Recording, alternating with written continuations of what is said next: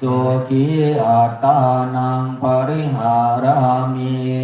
จงรักษาตนอยู่เป็นสุขเถิดสัพเพสัตตาสุขิตาโหนตุ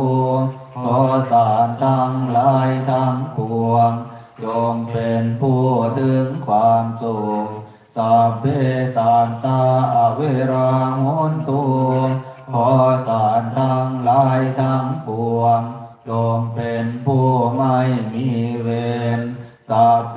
สัตตาอัปยาปัจจาโหนตุ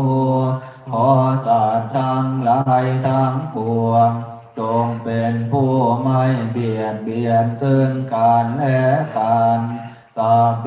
สัตตาอานิฆาโหนตุขอสัตว์ทั้งหลายทั้งปวงจงเป็นผู้ไม่มีทุกข์สัพเพสัตตาสุขีอัตตานังปริหา